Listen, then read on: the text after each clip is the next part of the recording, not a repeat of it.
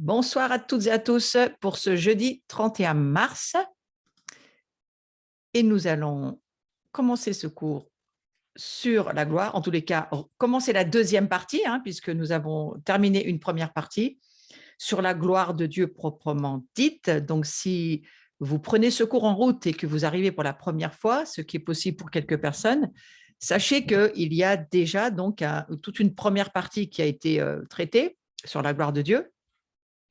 Et je vous invite donc à y revenir parce que j'y reviendrai pas directement. Je reprendrai parfois quelques points qui ont déjà été dits, mais je voudrais vraiment avancer sur d'autres points concernant cette fameuse gloire de Dieu. Donc, on va aller sur le fait que la révélation, c'est vraiment ce qui nous importe par rapport à la gloire de Dieu, la révélation, c'est-à-dire la connaissance et la compréhension spirituelle de la gloire, qui est une étape essentielle pour vivre dans la présence de Dieu. Comprenons bien, nous parlons, lorsque nous traitons de la gloire de Dieu, nous parlons non pas d'une connaissance cérébrale qui viendrait de la nature charnelle pour laquelle nous sommes nés de père et de mère, mais pour laquelle nous n'avons pas accès au monde spirituel. Donc, lorsqu'on parle de la gloire de Dieu, lorsqu'on parle de la révélation, nous nous adressons à des personnes qui sont nées à nouveau, qui sont nés d'en haut et qui, quelque part, ont la capacité de recevoir la révélation. Donc, nous parlons à des personnes, évidemment, qui ont cette relation avec Jésus. C'est important de le rappeler. La révélation, c'est la connaissance, c'est la compréhension spirituelle de la gloire, c'est-à-dire de qui est Dieu, son essence. On a traité toutes les définitions du mot gloire dans les cours précédents, j'y reviens pas, mais c'est l'essence de Dieu, la gloire de Dieu. Lorsque nous savons que nous sommes nés de l'Esprit de Dieu, nous sommes nés de Dieu. Donc, il est bien question là de révélation. Et la révélation et la manifestation des mystères de la gloire de Dieu, eh bien, c'est ce que nous allons voir. Dieu dévoile des parties de sa connaissance. C'est un mot qui est bien employé dans cette saison dans laquelle nous sommes, dévoiler notre destinée, dévoiler les plans de Dieu. Nous sommes dans un langage où on parle beaucoup de dévoilement ou de voile, dévoiler les mystères. Donc, c'est un mot qui est parlant. Pourquoi? Eh bien, parce qu'effectivement, lorsque Dieu vient dans notre vie, il déchire le voile. Lorsque Jésus monte dans les cieux et qu'il est reçu par son Père dans les cieux et que le Père agrée le sang de son Fils, Christ, eh bien, le voile se déchire directement sur la terre dans le temple. Et donc, c'est un signe important qu'il y a quelque chose qui bouge. Et la gloire de Dieu, c'est quelque chose qui fait bouger les choses. Donc, Dieu dévoile des parties de sa connaissance. Il n'a jamais voulu être un mystère pour son peuple. Il a exprimé sa puissance. On a vu la dernière fois qu'il manifeste sa gloire. Et il a manifesté avec Moïse, avec tout ce qui s'est passé dans le désert, les manifestations, la colonne de feu, la colonne de nuée. La manifestation de la gloire de Dieu, c'était quelque chose de tangible. Et puis, je l'ai dit la dernière fois, la plus grande manifestation de gloire qu'on ait jamais vue, au fond, eh bien, c'est la résurrection de Jésus. Et certains l'ont vu en vrai. Ils ont vraiment vu en vrai, le ressuscité en vrai. Moi, je me dis qu'il fallait qu'ils se prennent le pouls pour pas tomber dans les pommes, je suppose, parce que ça doit quand même être assez lourd de voir en vrai un mort ressuscité. Voilà, ça doit quand même faire un choc. Donc, il est clair que Dieu est un Dieu d'extravagance, moi je le redis, il aime, Hollywood n'a rien inventé, moi je pense que Dieu a commencé bien avant à faire ses films avec ses éclairs, son tonnerre sur la montagne et tout ce on lit dans l'écriture, si on fait un peu marcher notre imagination, c'est très intéressant. On a un Dieu qui aime le cinéma, les scénarios, si vous lisez les guerres de la conquête de Canaan, c'est impressionnant. Moi je crois qu'il y a déjà eu d'ailleurs de grands films qui ont été faits, bien sûr. Alors, Dieu, il dévoile des parties de lui, de la connaissance de sa gloire. Et je redis qu'il n'a jamais voulu être un mystère. Ce qui crée ce mystère, c'est la coupure de la relation que l'humanité a dû subir à cause du péché. Il y a eu cette fracture et donc cette perte de la connaissance spirituelle. C'est pour ça que nous devons naître de nouveau. C'est pour retrouver une connaissance spirituelle, que notre esprit reprenne vie, la régénération de notre esprit. Nous sommes un esprit lorsque nous naissons bébés, mais notre esprit n'est pas vivant. Il est séparé de la relation avec Dieu. Mais notre vie est toujours sous contrôle de Dieu parce que Dieu veille sur nous et qu'il va absolument tout faire pour qu'on puisse le rencontrer. Ça, c'est tout le travail du Saint-Esprit. Alors, Dieu, il a aussi exprimé sa puissance et sa nature de diverses façons. Et dans cette nouvelle étape de son plan pour l'humanité, Dieu, il a commencé à révéler sa gloire à la génération actuelle, amorçant son dernier mouvement sur Terre pour amener des multitudes à croire en lui. Et donc, c'est cette manifestation glorieuse. Vous vous souvenez que j'ai fait toute une série de cours sur la gloire de la croix. Parce que la croix, si nous la voyons, non pas depuis le côté terrestre purement charnel, oh le pauvre homme, le martyr, il s'est mis sur une croix, il a voulu mourir pour tout le monde, c'est affreux, c'est terrible. Ça, c'est le côté charnel de regarder la croix comme quelque chose d'affreux, et c'est vrai que c'était quand même affreux. Mais regardons-la d'en haut et regardons que le plan de Dieu, l'agneau de Dieu, immolé, il a toujours été existant même avant la création du monde. Donc c'est quelque chose qui faisait partie du cœur de Dieu que de s'offrir, d'offrir son fils pour le salut du monde. Bon, ça reste un mystère aussi. Mais n'empêche que Dieu, il a toujours voulu, dans son cœur, récupérer sa famille, retrouver tous ceux qui sont à lui et les amener à d'une volonté personnelle. Hein, il faut que ça soit volontairement que l'on accepte de nouveaux dieux dans notre vie. Mais c'est quand même son cœur qui tressaille. Je prêchais hier soir à Parole de Vie, dans d'ailleurs il y en a qui en font partie, là, je vous dis bonjour en passant, eh bien voilà, je ressentais combien Dieu était mais amoureux de nous, quoi, et qu'il a vraiment ce désir que nous soyons sa maison. C'est quand même un grand mystère. Tout le monde ne l'a pas forcément compris, même encore aujourd'hui. Beaucoup de personnes pensent que Dieu, il est dans un bâtiment qui s'appelle l'Église, un bâtiment, puis on y va de temps en temps, puis on ressort. Mais comprendre que nous sommes la maison de Dieu, ça demande de la révélation. En plus que nous sommes appelés à porter sa gloire, encore plus de révélation. Et donc, voilà, son dernier mouvement sur terre, il a été très puissant. Il est très puissant toujours au travers de Jésus. Et les prophètes de la Bible, ils ont mentionné notre génération, la génération que nous sommes. Et on va le lire dans 1 Pierre, chapitre 1, verset 10, et vous allez le voir sur le visuel. Ce salut a fait l'objet des recherches et des investigations des prophètes. J'aime bien ce mot investigation. Vous savez, ça fait penser à Sherlock Holmes, tous ces détectives qui cherchent et qui font des investigations. D'ailleurs, il y a des émissions télé qui s'appellent Investigation, où ils cherchent vraiment à trouver les clés des choses. Eh bien, les prophètes, c'est ce qu'ils faisaient. Ils ont cherché, ils ont fait des recherches comme des détectives privés. Ils ont fait des investigations. Donc, des prophètes qui ont annoncé d'avance la grâce qui vous était destinée, c'est-à-dire c'est à nous que cela s'adresse. Nous sommes ceux à qui étaient et sont toujours destinés ces fameuses investigations et recherches que les prophètes ont fait dans l'Ancien Testament. Et regardez ce qui est écrit ensuite. Ils cherchaient à découvrir à quelle époque. On est toujours comme ça, nous les humains. Il y a quelque chose qui est annoncé, il y a une prophétie qui est donnée, il y a quelque chose qui est écrit, on veut savoir quand. C'est quand que ça va se passer. Hein. Et c'est pour qui? Et c'est bien normal, parce qu'on est fait avec ce cœur-là de curiosité pour savoir. Eh bien, les prophètes, ils étaient comme ça. Ils cherchaient à découvrir à quelle époque et à quel événement se rapportaient les indications données par l'Esprit du Christ. Alors là, c'est Pierre qui parle, hein, bien sûr. Et dans l'ancien temps, l'ancienne alliance, les prophètes, eh bien, ils ont parlé de la part de Dieu et ils ont, je pense, aussi cherché à savoir que ce qu'ils racontaient, eh bien, qu'est-ce que ça voulait vraiment dire? Parce que vous savez, quand vous écoutez Jérémie, vous écoutez même, j'en parlais hier soir, le petit prophète âgé, Ésaïe, ces prophètes incroyables. Eh bien, il y a vraiment quelque part besoin de recherche et d'investigation parce qu'il parlait de la part de Dieu. Mais je pense qu'ensuite, il se posait quand même plein de questions de ce qu'il venait de dire. Et donc, cet esprit était en eux. Voilà ce que nous dit 1 Pierre 1,10. Cet esprit était en eux et annonçait à l'avance les souffrances du Messie.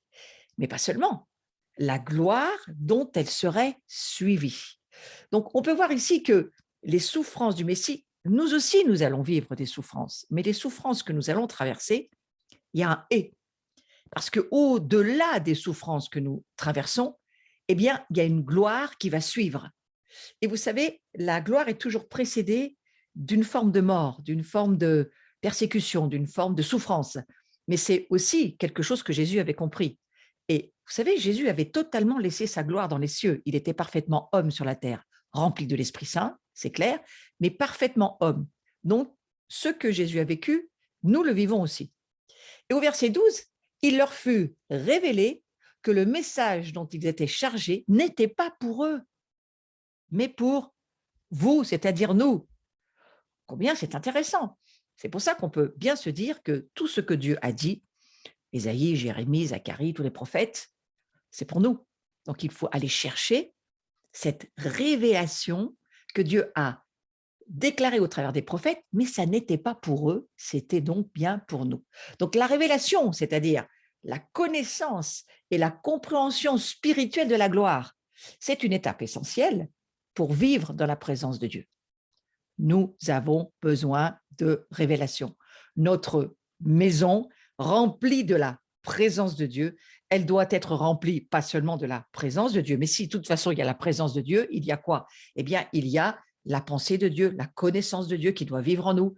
Et c'est toutes ces révélations qui nous amènent à grandir, à laisser Dieu construire sa maison en nous, à nous laisser être remplis de la révélation pour que notre maison puisse prendre de la gloire de Dieu encore plus. Qui le fait? Le Saint-Esprit. Qui se laisse faire? Nous. Ces révélations, elles ont été écrites pour nous. Vous le lisez. J'espère que dans votre Bible, vous entourez le « pour vous » de 1 Pierre 1,10. Pour vous. Prenez votre Bible, prenez un fluo et soulignez. C'est pour nous. La gloire qui va suivre les souffrances de Christ, c'est pour nous. Et les prophètes, ils l'ont compris.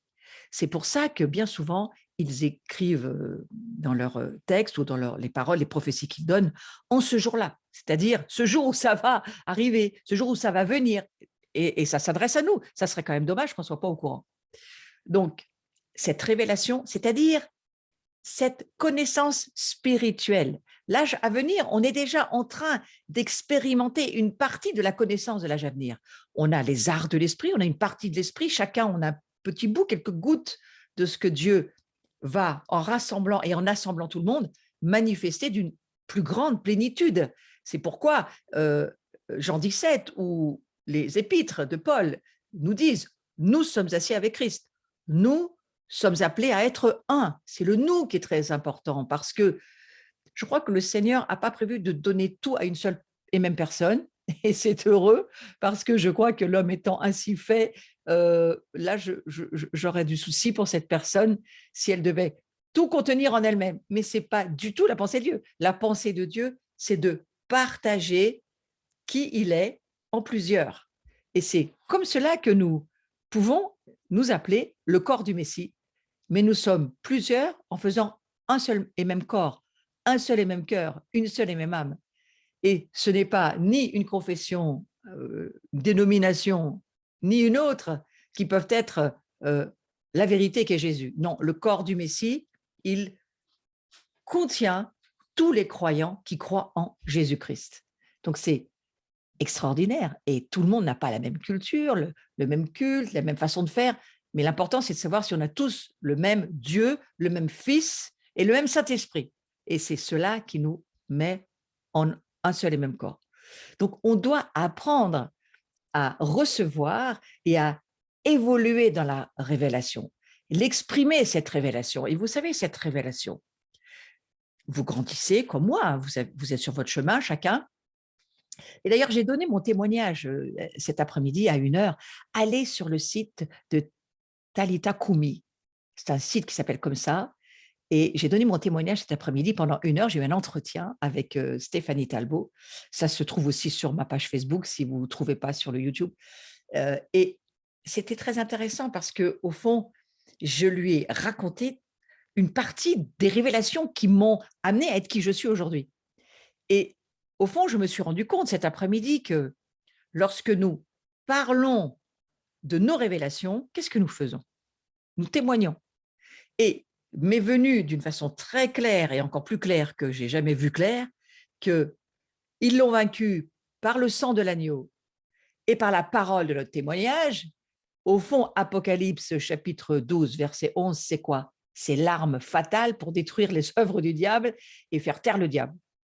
Eh bien, la révélation que nous allons pouvoir recevoir, la révélation qui va devenir la nôtre, et il y en a un tas de révélations qui doivent petit à petit rentrer en nous et nous construire, eh bien, c'est cette parole du témoignage qui vainc le diable, qui a la victoire sur le diable. C'est toutes ces révélations qui nous construisent, qui construisent ce nouvel être, cette nouvelle création que nous sommes. Vous vous souvenez, j'ai beaucoup parlé à un moment donné, dans les cours précédents, de la génération Kainos. Kainos, pas Kairos, hein, Kainos, c'est différent. C'est-à-dire cette nouvelle création qui n'est pas d'en bas, qui est d'en haut, qui est d'essence divine, qui est ce que nous sommes lorsque nous naissons à nouveau par l'Esprit de Dieu. Et alors que nous sommes remplis de l'Esprit de Dieu, eh bien, nous devenons ce que Christ est et nous apprenons à le voir, à marcher dedans, à grandir. C'est toute notre histoire de qui nous sommes. Nous sommes une année extrêmement importante où il faut savoir, vraiment savoir en termes de révélation, qui nous sommes. Comment découvrir qui nous sommes? Eh bien, en découvrant qui est Jésus dans notre vie, en découvrant comment il a vécu sur la terre, comment il a vécu son incarnation, comment il vient nous révéler, pas seulement lui, il le dit bien Jésus, il dit qu'il vient révéler le Père. Donc nous aussi, nous allons être la maison du Père et nous allons révéler le Père au monde autour de nous qui ne le connaît pas. Et nous allons bien sûr le faire alors que nous lisons la parole de Dieu, que les révélations vont se manifester de plus en plus, les mystères vont se dévoiler. On va voir par l'action puissante du Saint-Esprit en nous de plus en plus de territoires qui nous étaient inconnus, qui vont devenir plus connus pour nous. On va apprendre à vivre avec l'Esprit. Ça s'appelle marcher par l'Esprit, nous laisser conduire par le Saint-Esprit, sachant que les réalités sont dans l'invisible et pas dans le visible, alors que nous allons voir par la foi, au travers de la parole de Dieu, nous allons rentrer au travers de la parole de Dieu dans, c'est comme une porte, un portail dans l'invisible, dans les cieux, et nous y rentrons exactement comme Mary Poppins. Vous savez, elle saute dans l'image, et ça y est, l'image prend vie, elle rentre dedans. Ou comme dans Narnia, la même chose. Il passe l'armoire, dans le film de Narnia, il passe l'armoire, les enfants passent l'armoire, et tout à coup, ils entrent dans un univers, mais le vrai univers, c'est celui-ci. C'est celui dont il est question dans la parole de Dieu, et c'est celui qui nous dit qu'il est rempli, cet univers, de révélations qui nous attendent. Il est rempli de toutes les promesses de Dieu. Il est rempli de tout ce que Dieu nous dit qu'il a gagné pour nous. Un jour, je ferai un cours sur, après la gloire, hein, un cours sur comment rentrer dans notre héritage les promesses de Dieu. Parce que notre héritage, c'est quoi? C'est tout ce que Dieu nous a promis. Autant Josué, c'était de prendre du territoire sur la terre de Canaan, hein, autant pour nous, la terre de Canaan, ça se transforme en terre des promesses. Toutes les promesses que Dieu nous a déjà faites dans la parole de Dieu, il les a déjà données, c'est au passé composé, eh bien ces promesses-là, elles sont pour nous, sauf que c'est comme pour Josué. Il ne s'est pas arrêté au bord du Jourdain en disant, bon, bah, ça y est, maintenant, voilà, tout ça c'est à nous, et maintenant, eh bien, asseyons-nous et attendons que nous puissions jouir du pays. Bah, il a vu que ce n'était pas tout à fait ça. Qu'est-ce que Jéricho s'est dressé face à lui? Cette ville de Jéricho est impossible de la prendre, hein, c'était très compliqué. Il a fallu qu'il revienne vers Dieu, qu'il redemande à Dieu qu'est-ce qu'il fallait faire. Et puis ensuite, la bataille de Haï, les combats arrivaient, ça y est, il fallait se battre pour avoir le territoire. Mes amis, pour entrer dans la terre des promesses, il faut se battre par la foi, par le fait que nous prenons la parole de Dieu, que nous la mangeons, que nous la goûtons et que, à force de contempler cette parole et de l'entendre, la foi vient, parce que la foi vient de ce qu'on entend de la parole de Dieu, et le Saint-Esprit qui produit la foi en nous parce que nous entendons la parole de Dieu et qu'elle produit en nous un poids éternel de gloire, eh bien, cette foi, elle va se mettre en action. Et c'est là où nous allons commencer à manifester les révélations que nous avons reçues. Nous ne pouvons vivre que des révélations que nous avons reçues. Et sachant que nous sommes tous appelés à les vivre, à manifester ces fils et ces filles de Dieu que nous sommes, avec un message différent, mais avec le même principe. Dieu veut se manifester au travers de nous. Je nous souhaite d'en rêver, de le prier, de le désirer vraiment.